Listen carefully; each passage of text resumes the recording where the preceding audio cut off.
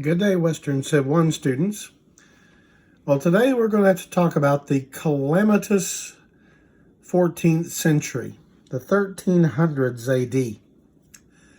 Now, the period from 11 and 1200 AD, we'll have a couple of more lectures on that later, on the culture, especially architectural and religious in the 1100s and 1200s. This is a period of time often referred to as the High Middle Ages. But I pointed out to you that the High Middle Ages was possible because Europe had been experiencing a new kind of climate, warmer and wetter than that which had come before. And therefore you had longer growing seasons that supported more food. And you add to that the 3-crop rotation I lectured on last time, and the horse collar, which made it possible to use horses for plowing instead of simply vast teams of big lumbering oxen. And you had a much, much more productive agricultural world in the High Middle Ages of the 1100s and 1200s than had ever come before in European history. Population began to grow. The cities began to grow in population as a consequence. But also, with increased population is a bigger agricultural workforce and a market for food stuffs. So you have manor holders, wealthy people, landowners, who begin looking for more land. And they start felling the forests at a much faster rate, cutting down forest and turning it into farmland. So the amount of farmland in Europe increased significantly between 1100 and 1300 as forests were cleared and turned into fields.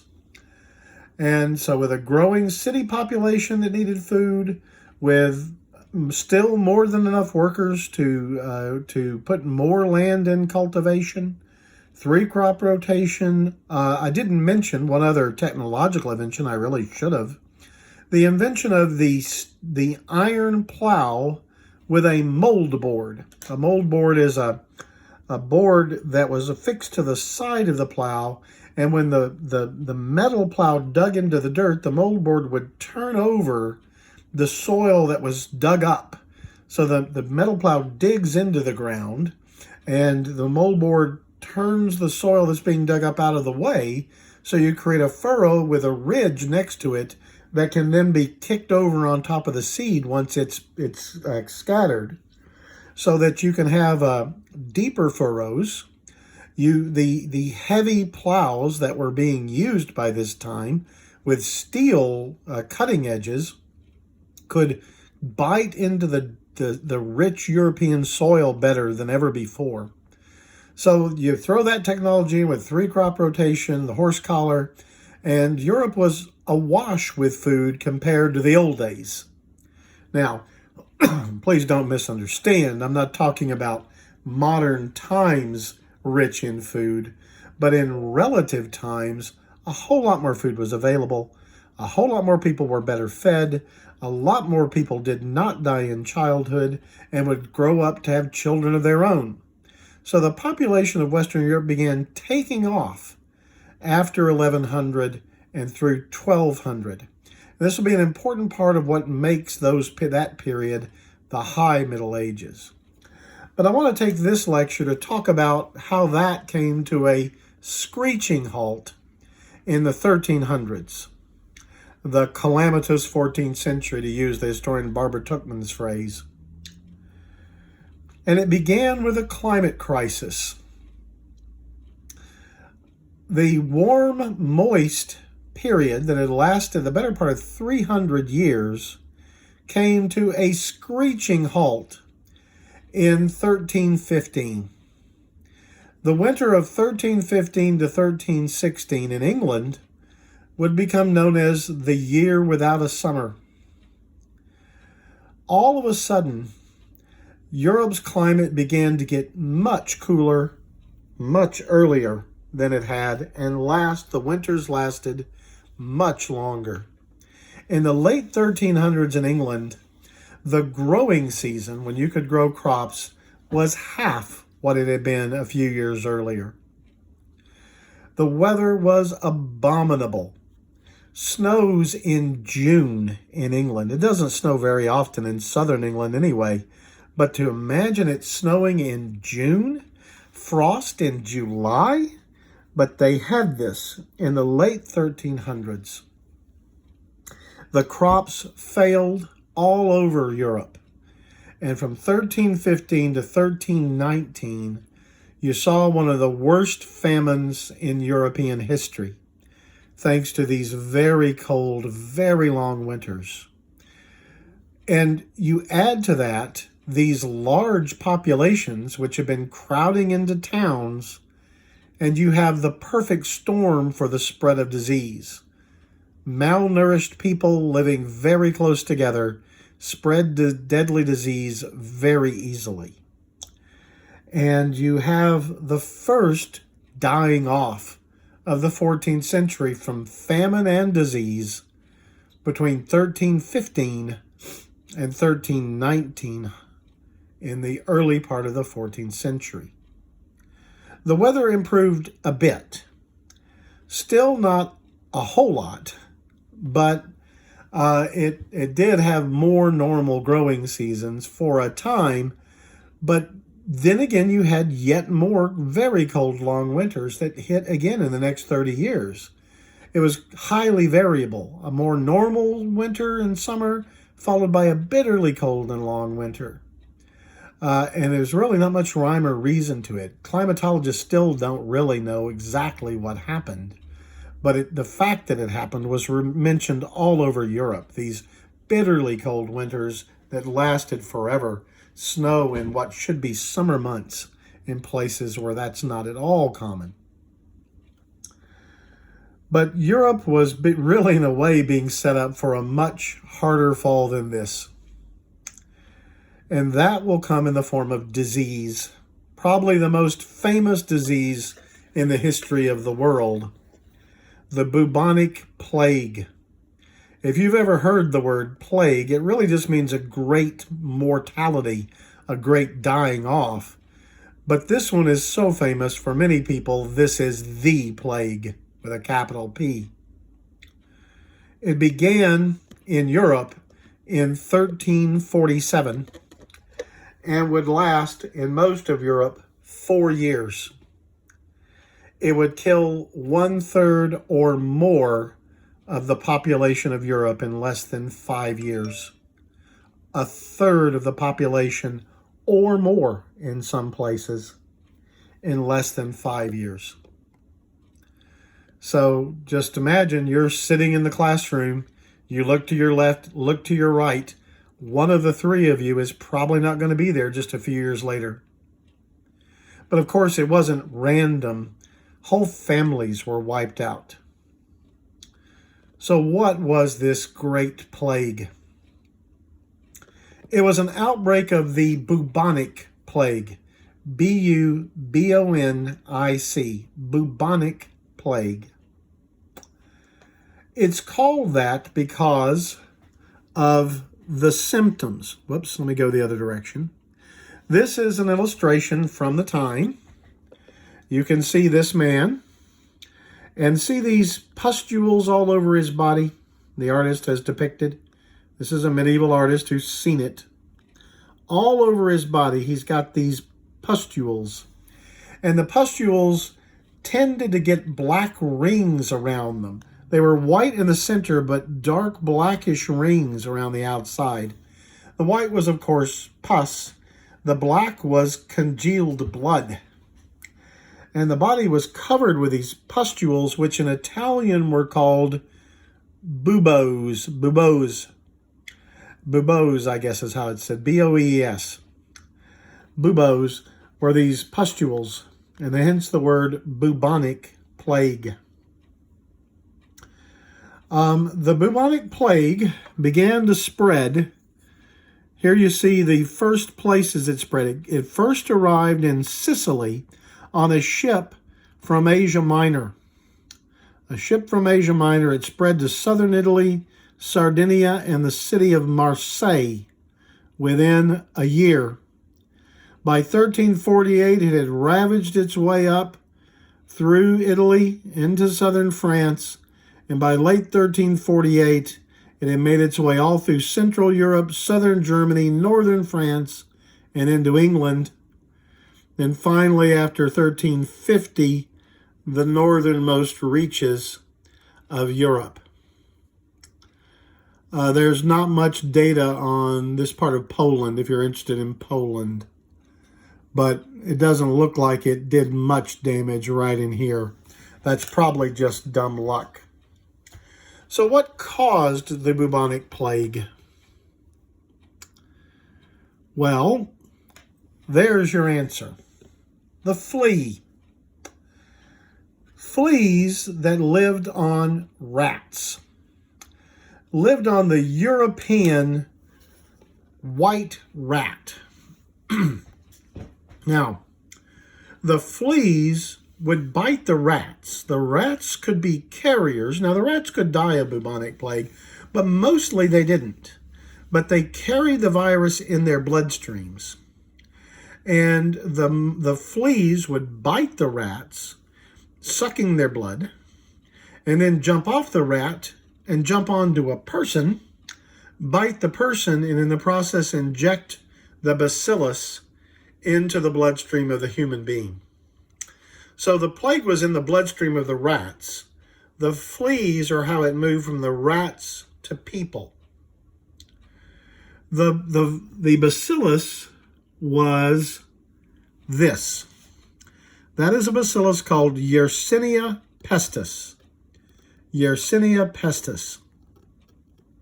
And we've done archaeological digs where we found the bodies of plague victims. This is a mass grave in Russia, I believe it is. But these kind of mass graves were found by archaeologists all over Europe.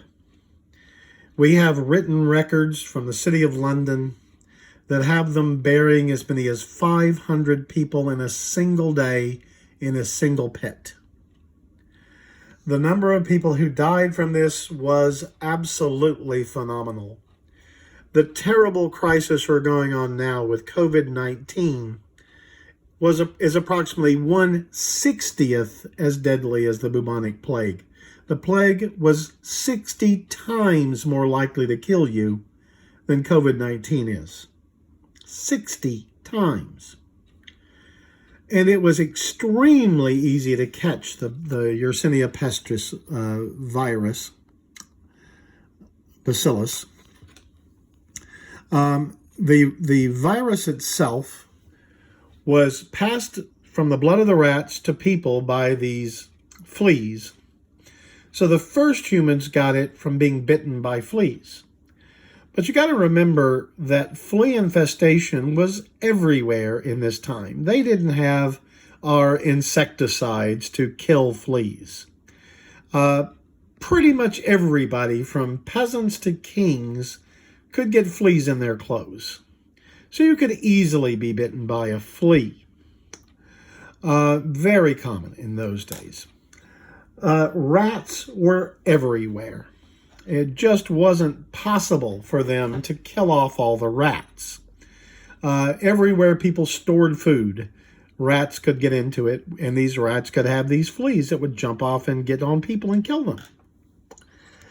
But you got to remember, too, the people at the time had no idea what caused this illness. Germ theory would not even be discovered until Louis Pasteur discovered it in the 1840s, 500 years later. The best theory many people had was that it was spread by bad air. In fact, one killer disease throughout history, malaria, is called that because in Italian, malaria means bad air. People thought the disease was spread by stinky smells, literally stinky smells. So one of the ways in which you tried to protect yourself, let me go ahead and just explain this. These are the common symptoms of the bubonic plague, an extremely high fever. And this is actually what often killed people, that or pneumonia. When you get seriously infected, of course, your body tries to fight the infection with a high fever, trying to kill off the virus. But in fact, it basically can't be done to bubonic plague. It is far too tenacious. And the result was that people died of these 104, 105 degree fevers. But it also leads to pneumonia. You're often flat on your back. You can't move for days until you die. And if you are already infected and you're laying flat on your back for 4 or 5 days, you're probably going to die of pneumonia if the fever doesn't kill you first. The buboes are all over your body, especially your armpits, groin, the places, the neck, right around the neck. They don't have it on here. Everywhere you have lymph nodes, like under your armpits or around your throat, where sometimes you might get a swollen lymph nodes when you have an infection, like a strep throat or something. The doctor feels the outside of your throat, check your lymph nodes. This, by the way, is where the expression ring around the rosy in the old children's rhyme comes from, because the buboes around the neck, when those would burst, they'd fill with blood and make a black ring around your face. And due to the high fever, the face was red. So that was the ring around the rosy, your rose-colored face with a black ring around your neck.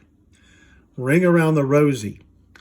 Now, because people thought the plague was spread by bad air, by smelly air, people thought they might protect themselves by carrying around sachets of flowers. People would carry around a sachet and smell it, or a handkerchief dipped in perfume and cover their nose and mouth with it, thinking that if they could put a sweet smell in their body instead of the stinky air, it might protect them. That is why the nursery rhyme has a pocket full of posies. The pocket full of flowers is supposed to protect the person from getting the infection. But of course, in the rhyme, it does not work. Ring around the rosy, a pocket full of posies, ashes, ashes, we all fall down. So, if you ever did sing that song as a small child, you were paying homage to the most deadly outbreak of pestilence in recorded human history, the Black Death of the 1340s and 50s. Ring around the rosy, a pocket full of posies, ashes, ashes, we all fall down. In addition, you'd have these buboes, which could burst open. Gangrene could set in because your blood flow is being restricted by all these buboes breaking open. Your extremities get gangrene because the blood's not getting to them. Obviously, high fevers can cause seizures, and you are going to be just wrung out where you can barely move in the last day. Usually took people 3, 4, or 5 days to die. The mortality rate was horrifically high. Well over 90% of the people who got the bubonic death died from it. Insofar as they had any treatment at all, it was guys like this, a plague doctor, who would come to visit people. There's a full-body picture of a plague doctor. This beak he's got here, partly it was kind of meant to look sort of scary, hoping that if it's demonic forces causing this, they might be scared off by this guy. But really, it's like a hazmat suit. This is the equivalent of a hazmat suit. He's covered head to toe. People figured out that one of the ways you got this was getting the pus from buboes on you. If you got, you're tending, say, a loved one in your home, and they've got pus coming out of their buboes, and you touch it, you're going to get sick and die with it. And they figured this out. So this plague doctor is wearing this head to toe with these gloves on and a face mask with either glass or something else, quartz in the eyes. He didn't want any of his skin exposed. The beak also had flowers in it to try to make a sweet smell. He also had a long stick. So whatever medicines he tried to give them, he gave them on a long stick. So you wouldn't have to get close, because you can also, if they cough on you or sneeze on you, the same kind of particles could get airborne and kill you. So the plague doctors had this hazmat suit with its flowers and its long stick for giving medicines with to try to protect them. But of course, it just didn't work. They had no effective treatment. 90% of the people who caught it died. The most common way to avoid getting sick was to run away from other people. Obviously, the cities where the rats were most common was where this disease spread most. So those crowded cities that I talked about, the early 1300s, became death traps. And everybody who could afford it ran for the country and hid out there hoping the pestilence would pass them. 1/3 of the population of Western Europe died from the bubonic plague in 4 years. Whole families were wiped out. People were left abandoned to die alone by their loved ones when they realized they had the plague. They knew if they even stayed close to them, they would probably die. And people were left abandoned by their families. We'll talk about the long-term effects in the next lecture, because this really will change European history in huge ways. But the terrible death left a mark on everybody who survived it. Not only the people who had the shame of having abandoned their loved ones, but everybody. No one who lived through the Black Death could ever forget the time when 1 out of 3 of their neighbors died from it. Why had they survived? Some had survivor's guilt. Others thought God must hate us so much for some horrible sin we've done. And you had these crazed fanatics going around whipping themselves for their sins and whipping others for their sins. It was a mess. Europe was left in a chaos by this. And we'll talk about how that played out in the late 1300s in the next lecture. Thank you.